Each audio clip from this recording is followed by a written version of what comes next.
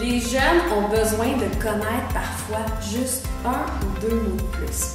Dans la prochaine capsule, je vais te donner plein de suggestions pour t'aider à accompagner les jeunes dans la lecture d'un nouveau livre, mais tout en découvrant du nouveau vocabulaire. Dans le fond, les jeunes parfois sont limités par rapport à leurs connaissances ou par rapport à ce qu'ils ont vécu déjà dans leur vie. Mais en lisant un livre, peut-être qu'ils vont être fâchés pour le personnage principal.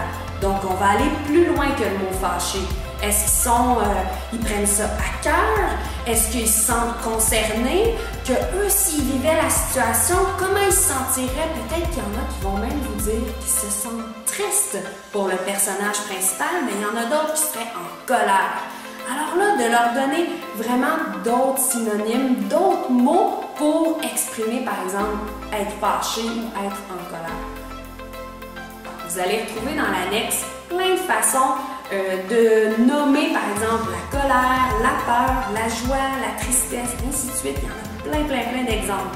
L'autre élément super le fun à développer suite à la lecture d'un livre, c'est de les féliciter.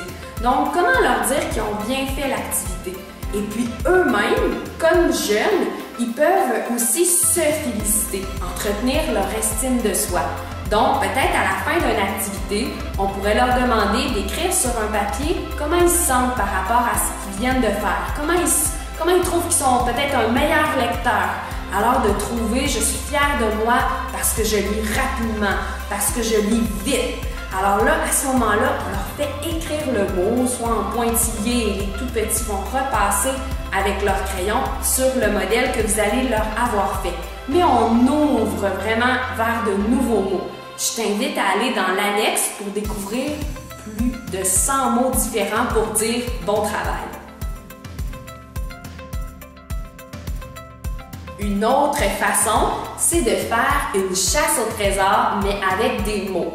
Par exemple, on aurait lu un livre là, qui parle des bonbons. Et là, on va demander aux jeunes de partir dans le terrain et de trouver des choses qui riment avec le son « on ».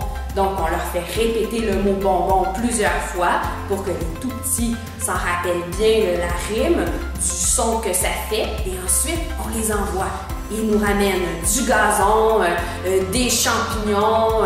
Et là, peut-être même qu'il y a des jeunes qui vont essayer d'inventer des mots. Eh bien, là, on les félicite parce qu'ils ont même essayé de créer un nouvel univers autour de votre jeu.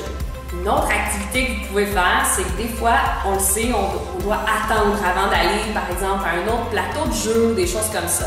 Donc, on peut s'asseoir au sol puis regarder autour de nous et leur demander de trouver des mots qui ont 2 syllabes.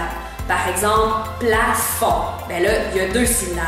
Est-ce que le mot short, il y a 2 syllabes? Non, il y a 1 syllabe. Alors là, est-ce que chandail, il y a 2 syllabes? Oui, ça fonctionne. Alors là, chaque jeune pourrait avoir comme un point imaginaire ou des choses comme ça, ou juste encore vos félicitations. On ouvre, dans le fond, leur sens de l'observation, puis de voir que tout ce qui les entoure, c'est en fait des mots.